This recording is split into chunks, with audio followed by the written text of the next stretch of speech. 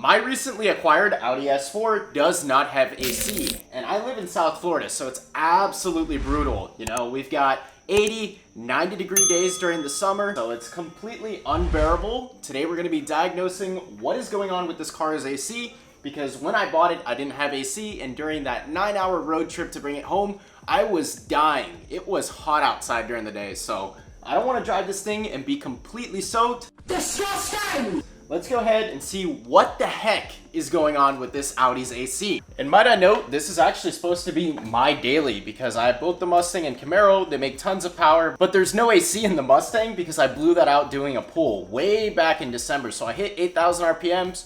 60.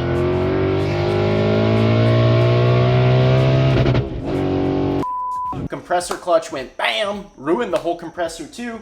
And I really need AC in my daily because, like I said, it's not bearable. I do know from reaching out to Austin, or the previous owner of this car, is that he had to replace the AC condenser when he got the car off of Copart. So that would be this thing right here. It looks to be in fine condition. I don't see any leaks. He said it was brand new. He threw it in the car. So the next thing that I'm going to look for are possibly the sensors, which look okay. I don't think I need to check the fuse. I don't know what the heck is going on here with the wiring. But yeah, that's kind of bad. But anyways, yeah, so I'm gonna check the sensor, I'm gonna check the fuse box, but I think the number one culprit here, I mean, just from examining it, because these are both my condenser lines, is that the condenser lines are actually not plugged into the condenser itself. As you can see, there's a block-off plate on this one, and there's also a block-off plate on the second one, and the lines are sitting right here. So maybe if I plug these in and get an AC recharge, we'll be all set and good and ready to go with some nice AC. This first block-off port, I'm gonna have to do some finessing. Don't have more than 2 hands though, so this is gonna be interesting. Trying to get this bolt off, but there's a bolt on each side. You have to hold the nut on the other to get it out. That's what the block-off plate looked like. I don't really know why Austin did that, but I guess we'll figure out in just a second. Maybe it has a leak somewhere. I don't know. I mean, you'll see with the AC recharge if you all of a sudden lose the cold air again. I'll just go ahead and snip this zip tie. There we go. All right, so which one goes where? Got this shorter one, got the beefier one. I'm gonna say the beefier one goes on the bottom. Now there may be some Freon left over in the system, so when I take this plug out, it might make a loud, very loud popping noise. Nope, guess not. There's the plug, that's what it looks like. Right here is gonna be the most easy or the most self-explanatory, so it's gonna plug into that bottom one. Gotta just finesse it in there and then tighten down the bolt. Also gonna go ahead and just beat this in with a mallet because that thing needs to sit flush. So I just hit it a couple times with a little extension and a socket and it's perfect now. It's looking like I'm gonna have to remove the crash bar too in order to get to this other line, you know, to get it sitting flush, because otherwise it won't.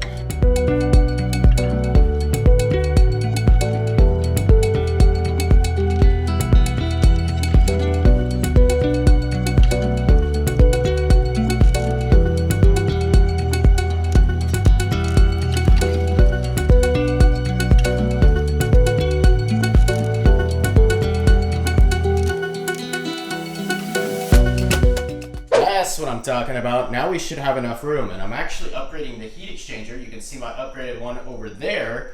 So we may as well take the crash bar off and get everything ready. Headlights are out. We have way more clearance. Either of these bolts are actually gonna work because they don't reach the other side. So I need to make a parts run. Should be pretty simple. I mean, I'll just copy the thread and get a 2-inch longer bolt and call it. 3, 2, 1. Oh my God, I completely messed that up, but parts run. This one right here seems to be a standard size. It threaded perfectly a second ago. Yep, there we go. So I'll just pick up a longer version of this. I kind of just guessed, and that turned out to be the perfect size right there. So we got one line on, one more to go. Number 2 is down. I'm gonna see what I can do to recharge it, and I'm gonna hopefully avoid having to get a professional job done the next day. So I actually decided to DIY this whole AC recharge myself on the S4. You know, I was a little intimidated by it. A lot of people were saying that you need like professional work done on this to do it properly. But I did a simple like research and I watched a 20-minute video from a professional HVAC guy, and he said it's really simple as long as I follow his steps. So I picked up a gauge set from AutoZone, I rented it out, cost around $300 with the actual vacuum pump too, and then 3 bottles of R134A because that's how much we need for this car. So it should be pretty straightforward and simple.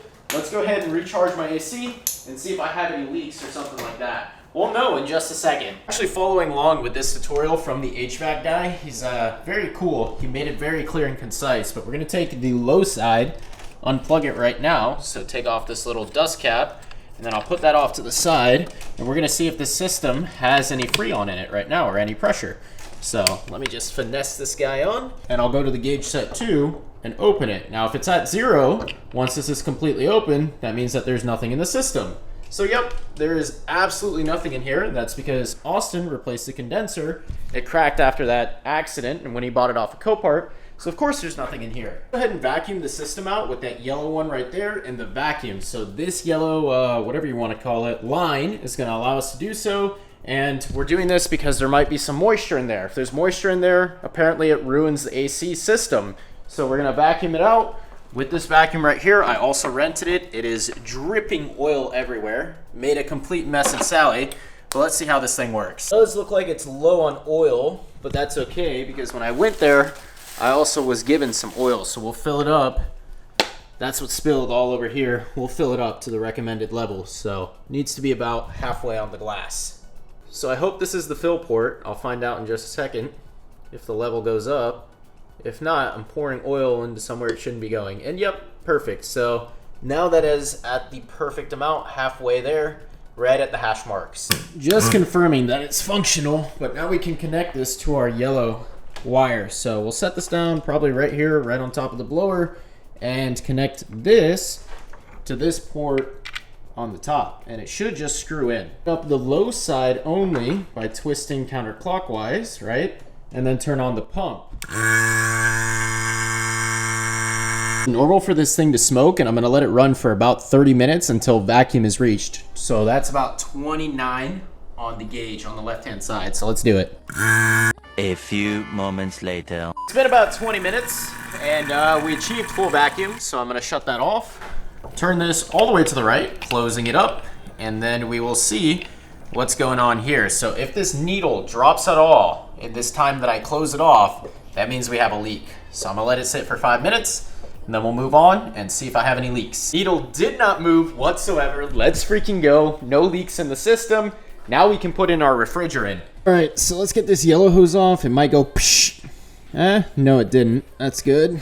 Didn't make a loud noise. I attached that refrigerant. I'm also gonna hook up my high side, which you can do right now, or you could have done it before. It really doesn't matter, according to the tutorial that I was watching. So, yep. Got that hooked up. This will always stay closed. The guy who made the video was like, do not ever open this. Attach this, and I can flip it upside down actually, so that the gas doesn't go in first and that the liquid goes in first. So if the refrigerant is in a liquid state, apparently it charges up the system a lot faster. So that's what I want to do. With that refrigerant attached upside down, we can go ahead and open up this guy. So I'm gonna twist counterclockwise, and this will flow some refrigerant in. You'll start to hear a hissing noise eventually, and that means that the refrigerant is flowing. I'm pretty sure we can also see it in that little window if it comes through enough. I might have to shake the bottle a little bit to make it go. That's what it was saying in the instructions. Well, what can I say? I'm kind of an idiot, you know? I watched the tutorial of a guy doing with a keg, and he was not using these little bottles like this, and essentially, yeah, we need a tap that goes on top of here to flow. I was like, why isn't the refrigerant flowing if the vacuum's working? There's got to be a problem with the gauge set or something like that. No, there's no leaks or any problems with that. We're just not pulling refrigerant because I don't have a tap for this. So we're gonna have to go get that in order to flow this refrigerant into the car. This guy will actually screw on top of this, the refrigerant bottle, and will allow me to dispense it because it has a pin on the inside that presses down. We've got her going, fellas. So this is turned all the way to the right. I turned this all the way to the left, opening up the valve. And as you can see, we were in mercury before for vacuum. Now the PSI is raising slowly, evacuating all the refrigerant here. Now, apparently I'm supposed to like tip it back and forth and agitate it and shake it a little bit. And this will ensure that it comes out, but the bottle's getting very cold now. Yep, it keeps going up. So we're doing this right. About how much just came out of that little bottle. And I'm pretty sure this thing takes 34 ounces, so we're gonna have to measure out with a scale because I have 36 ounces in total, but now we're gonna close this and turn on the Audi.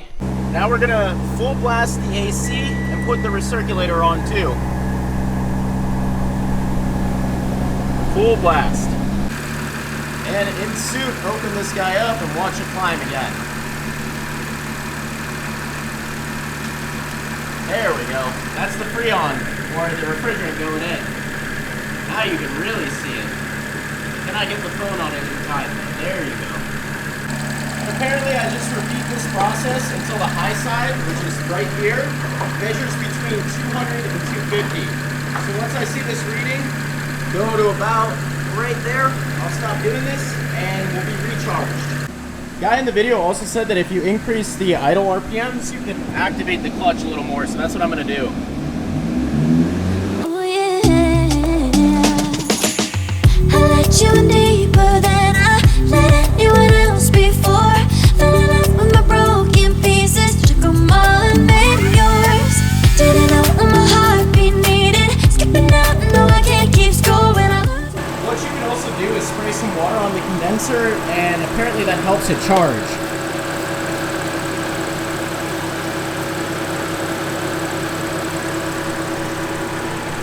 Yeah, so it just charged because the high side dropped a little bit. So all in all, this DIY AC recharge cost me $30. I didn't pay a cent. I mean, I paid $300, but I'm returning the gauge set and the pump as well and getting a full refund. So $30 to do it myself, and I also gained the experience. So if you guys enjoyed this video, please remember to comment, like, and subscribe, and stay tuned for the rest of the Audi wrap. We have very little left to go, a rear bumper and a quarter panel. All right, I'll see you guys.